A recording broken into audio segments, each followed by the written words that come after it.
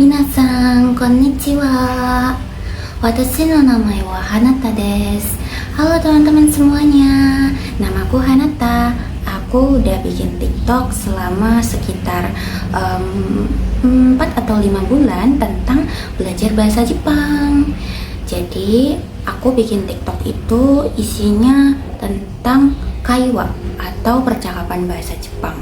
Jadi aku bercakap-cakap bahasa Jepang seorang diri, kemudian ada tulisan pakai bahasa Jepangnya, ada kanji, katakana, dan hiragana. Kemudian di bawahnya nanti ada romajinya atau cara pembacaannya dengan menggunakan alfabet kita, dan di bawahnya lagi ada terjemahan dalam bahasa Indonesia. Kemudian aku selalu berpikir gimana caranya bikin video yang bisa memberi manfaat kepada teman-teman semuanya. Gimana caranya bikin video yang bisa bantu teman-teman buat belajar bahasa Jepang dengan lebih mudah lagi, sebagaimana yang sudah aku lakukan selama ini. Oke, sebelum kita ke inti videonya, aku harus jelasin beberapa hal dulu ke teman-teman semuanya. Barangkali di sini ada teman-teman dari YouTube yang belum pernah melihat TikTok aku sama sekali.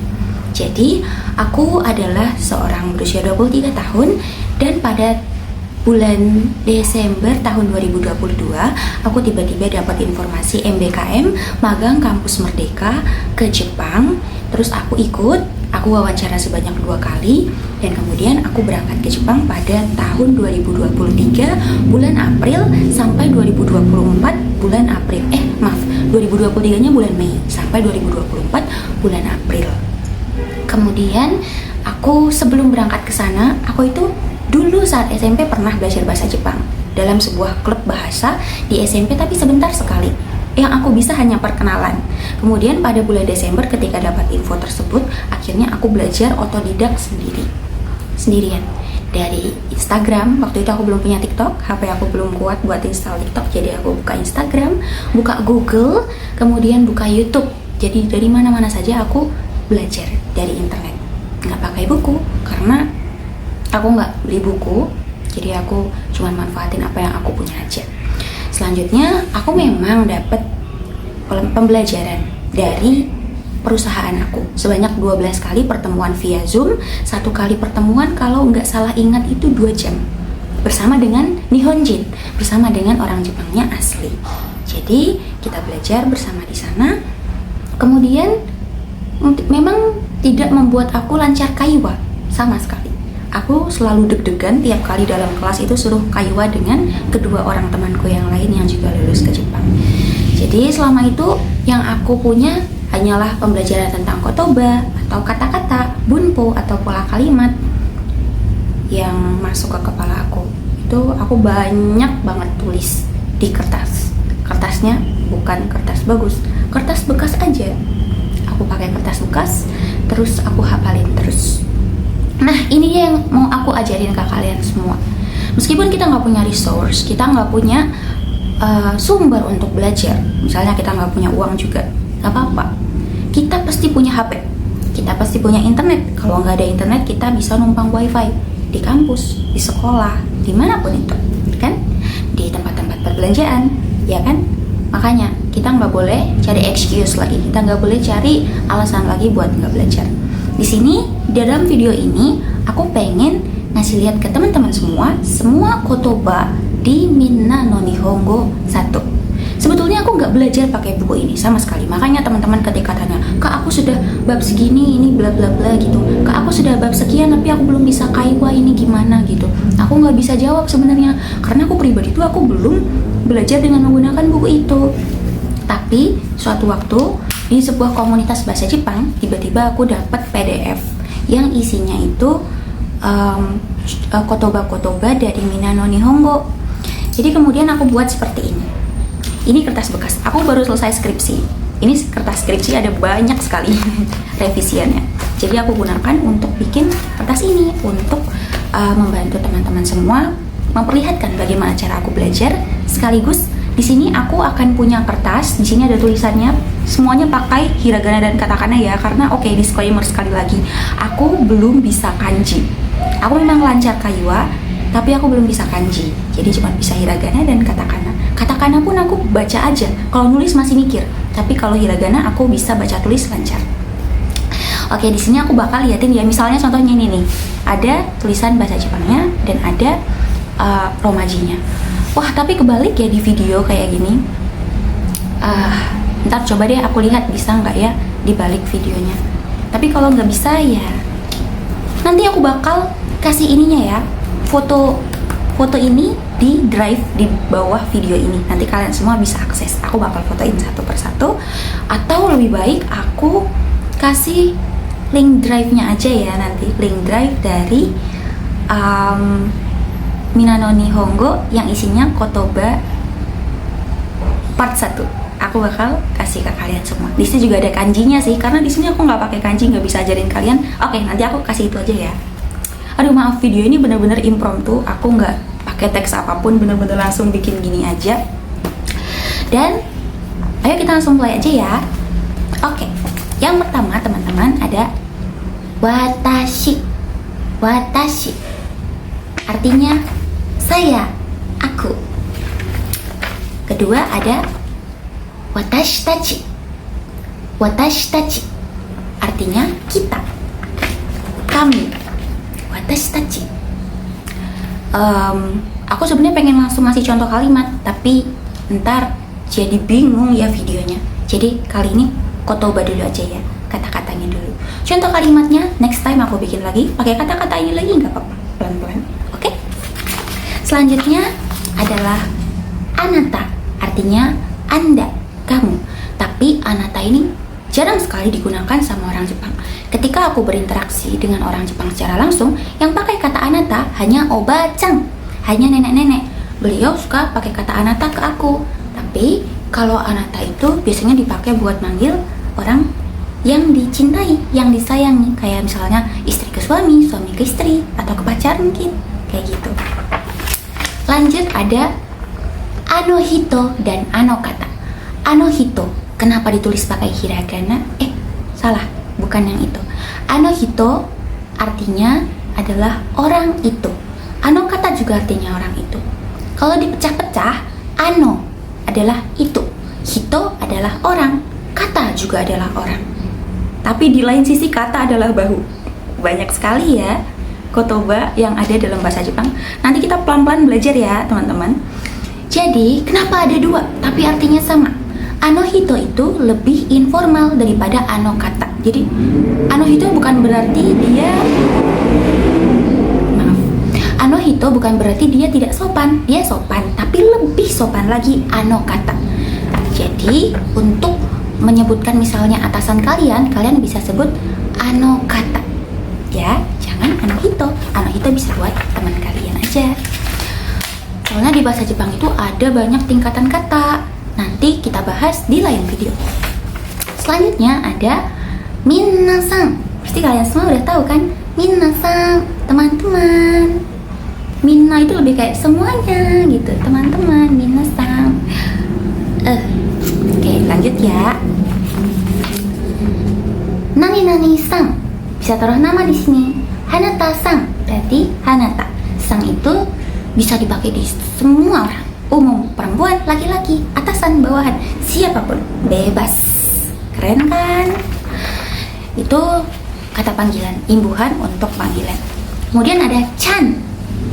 Chan ini untuk anak perempuan yang lebih kecil atau perempuan yang kalian tuh udah deket banget, terus kalian tuh mikir dia lucu atau sejenis itu, imut, jadi dipanggilnya pakai chan. Misalnya Hana-chan. Aku juga dipanggil Hana-chan sama siapa ya? Oh, sama coworker aku yang kerja di front, dia panggil aku Hana-chan. Oke, lanjut. Nani-nani kun. Ini kebalikannya chan tapi buat laki-laki. Jadi kalau ada cowok yang lebih kecil bisa panggil kun. Misalnya teman aku Tominaga, dia panggil Tominaga kun. Atau kalau biasanya kita lihat di dorama itu mereka panggil temannya pakai kun kan kalau lagi sekolah. Oke, lanjut. Nani jin. Ini sebenarnya tuh aku bisa kanjinya. Kanji yang paling aku bisa, kanji jin, cuma kayak gini kan. Artinya orang. Misalnya orang Indonesia, berarti kita bilang Indonesia Jin. Oke? Oke, selanjutnya adalah sensei. Sensei artinya guru. Oh ya teman-teman, aku mengingatkan kalian ambil pulpen dan kertas kalian, kertas apapun itu, kertas bekas. Tulis semua yang ada di sini supaya kalian bisa mudah menghafalkannya nanti ya. Selanjutnya, kyoshi. Kyoshi. Kalau sensei tadi artinya guru, ini juga guru, tapi kyoshi dipakai oleh guru ke guru lainnya. Gitu. Kayak kalau guru kita bilang, saya mau rapat nih sama guru-guru lain, pakainya kyoshi. Terus gakusei. Gakusei artinya siswa. Kalian pasti udah pernah denger ya. Sebenarnya banyak dari kotoba yang aku pakai di dalam video ini itu kalian pasti pernah denger. Karena aku itu bikin video ini karena aku tiba-tiba waktu ngelihat PDF yang isinya kotobanya aku kayak, kok aku udah tahu semuanya ya? Padahal kan aku nggak belajar pakai Minano Nihongo. Ini dia, aku belajar dari semua yang ada di internet dan juga dari pengalamanku ngobrol langsung dengan orang-orang Jepang selama 10 bulan lamanya di Jepang. Jadi aku melihat, wow, ternyata praktik langsung, ternyata mencari informasi dari berbagai sumber bisa membawa kita pada pengetahuan yang ada di buku Minano Nihongo tanpa membacanya. Keren kan? Kalian juga keren. Lanjut. Shain. Shain artinya pegawai. Lanjut. Kaishain. Kaishain artinya pegawai kantor. Kenapa bisa pegawai kantor?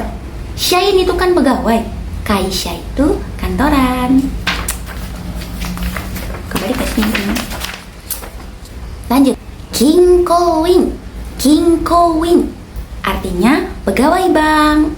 Kinko itu adalah bank, jadi kinkoin itu pegawai bank. Lanjut, banyak nih Mas Yan. Ini aku beneran hafal guys, jadi kalian harus menghafalkannya seperti itu juga ya. Aku juga nggak tahu. Kalian pokoknya harus semangat. Nggak ada sumber bukan berarti kita berhenti belajar. Lanjut. Isha. Isha artinya dokter. Lanjut. Kenkyusha. Kenkyusha artinya peneliti. Lanjut. Engineer. Engineer artinya apa ya artinya? Oh, insinyur. Maaf, kadang ngelag. Daigaku. Daigaku artinya kampus, universitas. Karena gakko itu kan sekolah ya, pakai dai itu pasti besar. Jadi universitas, sekolah besar. Lanjut. Byoin. Byoin artinya rumah sakit. Ada kata-kata yang mirip sama ini, artinya salon. Apa ya? Nanti deh, kayaknya aku lupa pengucapannya, takut salah. Tapi byoin artinya rumah sakit. Lanjut. Tenki. Tenki lampu. Tenki. Lanjut. Ada dua lagi nih. Ada dare sama donata. Artinya siapa? Dare ini lebih less formal daripada donata. Jadi kalau mau tanya siapa tentang misalnya orang yang dituju adalah atasan kalian, pakai donata ya. Misalnya ngomong sama atasan kalian, jangan dare desu ka, tapi bisa donata desu ka. Tapi sejujurnya aku biasanya pakai dare desu ka sih, nggak apa-apa juga. Cuman yang ano kata tadi, ntar aku pikirin. Kayaknya aku pernah dengar deh senior aku bilang ke atasannya masih pakai anohito. Ya nggak apa-apa sih, yang penting ada desnya di belakang, ada mas. Oke lanjut. Nani sai ini untuk umur, nanyain umur, memberitahu umur. Misalnya aku 23 tahun, 23 bahasa Jepangnya nijusan. Jadi nijusan sai, umur 23 tahun. Selanjutnya nansai sama oikutsu. Ini artinya sama. Umurnya berapa? Nansai desu ka? Oikutsu desu ka? Kenapa ada dua? Aku juga nggak tahu. Pakai aja yang mana yang kalian senang. Kalau ini nggak ada formal informal, tapi kayaknya Iya, nggak ada informal, nggak ada informal dan formal, kayaknya bagus semua deh. Oke, lanjut. Hai artinya ya, baik, oke, mantul. Terus iye artinya tidak, enggak mau. Bukan gak mau sih, kalau gak mau itu iya dah. Oke, lanjut. Shitsurei shimasu. Wah, ini tiap hari aku pakai. Shitsurei shimasu, permisi. Lanjut. Onamae wa. Mari kita bongkar sedikit. Bahasa Jepangnya nama adalah namae. Wa itu partikel yang artinya adalah. Kenapa pakai o tiba-tiba? Jadi bahasa Jepang itu kalau ditambahin o atau go di depannya itu jadi sopan. Ada aturan yang tersendiri. Aku sudah pernah belajar, tapi saat ini aku masih merasa belum memiliki kapasitas untuk menjelaskannya. Jadi mungkin next time aku pelajari lagi, dan ketika aku sudah mampu aku akan jelaskan ya. Onamae wa artinya namanya.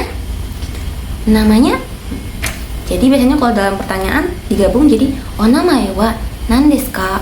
Namanya siapa? Lanjut. Hajimemashite. Perkenalkan. Lanjut. Wah, contoh banyak ya. Dozo yoroshiku onegai shimasu.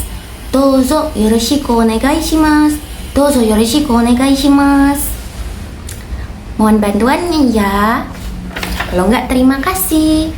Memang bahasa Jepang itu kadang-kadang bisa dipakai okasional sesuai dengan keadaan yang sedang ada gitu. Kayak misalnya sumimasen bisa buat terima kasih, bisa buat permisi, bisa buat maaf. Lanjut. Kochira wa nani-nani-san desu. Artinya apa nih? Kochira wa nani-nani-san desu. Di sini ada bapak ini. Loh, kok jadi ngapak? Misalnya aku isi pakai Yurina. Kochira wa Yurina-san desu. Aku bawa orang nih. Kochira wa Yurina-san desu. Oh, ini namanya Yurina gitu. Untuk memperkenalkan seseorang pakai ini ya. Kochira wa nani-nani-san desu. Sangnya boleh diganti chan, kun, bebas. Lanjut. Nani-nani kara kimashita. Ini tuh untuk menyebutkan tempat asal dari seseorang, negara ya biasanya. Kalau dari Indonesia kara kimashita, dari Indonesia. Tuh. Selanjutnya mulai masuk ke nama-nama negara. Mulai pakai katakana nih. Jadi emang kata-kata dalam bahasa Inggris yang diserap ke bahasa Jepang itu tulisnya pakai katakana. Itulah fungsi katakana. Kayak kita nih di bahasa Indonesia. Kalau teman-teman cek KBBI, kalian pasti lihat ada banyak banget kata-kata yang kita miliki sebagai bahasa kita tapi diserap dari bahasa lain. Benar bukan? Harus cek ya bahasa kita sendiri. Ketika kita mau belajar bahasa lain, kita harus mencintai bahasa kita sendiri juga. Oke? Oke, lanjut. Sini ada Amerika. Sudah jelas, artinya Amerika. Selanjutnya ada, aduh kok double. Inggris, artinya Inggris. Indo, bukan Indonesia, tapi India. Indonesia, barulah Indonesia. Kangkoku, pakai hiragana nih, bukan diserap dari bahasa lain. Memang orang Jepang punya bahasa Jepangnya Korea. Kangkoku. Lanjut. Thailand. Thai ini ditulis pakai katakana karena dia Thailand. Kalau pakai hiragana, Thai itu artinya ikan air tawar. Lanjut. Chugoku. Ini juga pakai hiragana nih. Berarti emang dari awalnya ada bahasa Jepang. Artinya Cina. Tinggal sedikit. Oke, selanjutnya adalah Doitsu. Artinya Jerman. Doitsu agak beda dikit ya dibandingkan yang tadi yang mirip-mirip. Selanjutnya Nihong. Nihong artinya Jepang. Gak mungkin kalian gak tahu. Lanjut. Furansu. Furansu, Perancis. Selanjutnya Brazil. Brazil, Brazil. Selanjutnya Vietnam. Vietnam, Vietnam. Selanjutnya Malaysia. Malaysia, Malaysia. Selanjutnya Saudi Arabia. Saudi Arabia. Saudi Arabia. Selanjutnya Australia. Australia. Oh, ada O-nya panjang nih. Australia. Australia. Selanjutnya Singapura. Singapura. Singapura. Dan terakhir Egypto. Egypto. Egypt. Oke, sekarang Kotoba Mina no Nihongo part 1 udah selesai. Kalau teman-teman catat semua yang ada di dalam video ini, terus teman-teman hafalin, maka teman-teman berarti sudah clear menghafalkan Kotoba. Berapa banyak ini ya? Mau coba berhitung bareng-bareng sama aku berapa banyak Kotoba yang teman-teman bisa hafalin ketika teman-teman udah hafalin semua yang aku kasih tahu dalam video ini. Ayo kita coba mulai ya. Kita hitung pakai bahasa Jepang. Ayo, teman-teman udah bisa berhitung pakai bahasa Jepang belum? Berhitung sama aku ya. Ntar kapan-kapan aku juga bikin kok video berhitung. Tapi ayo kita coba berhitung berapa Kotoba yang kita pelajari dalam video ini. Hai, seno. 1. Kan pakai bahasa Jepang. Ja, seno. 1, 2, 3, 4, 5, 6, 7, 8, 9, 10, 11, 12, 13, 14, 15, 16, 17, 18, 19, 20, 21, 22, 23, 24, 25, 26, 27, 28, 29, 30, 31, 32, 33, 34, 35, 36, 37, 38, 39, 40, 41, 40, 41, 42, 43, 44, 45, 46, 47, 47, 48, 49 desu. Jadi, kalau teman-teman semua menulis semua yang ada dalam video ini, menghafalkannya, kalian sudah menghafalkan 49 kotoba, 49 kata-kata dalam bahasa Jepang. Jadi, tunggu apa lagi? Mulai belajar sekarang juga ya teman-teman. Tidak ada alasan untuk menunda belajar. Oke? Gak punya buku bukan berarti tidak belajar. Kita punya resource yang lebih besar lagi sekarang. Bahkan daripada video aku ini, pasti lebih banyak lagi video-video dari kreator lain yang sangat bisa membantu teman-teman untuk belajar bahasa Jepang. Jadi jangan menyerah, ya. Dadah, terima kasih sudah menonton. Kita nanti bahas part 2 dan part 3. Aku bakal bikin banyak part kalau banyak yang nonton.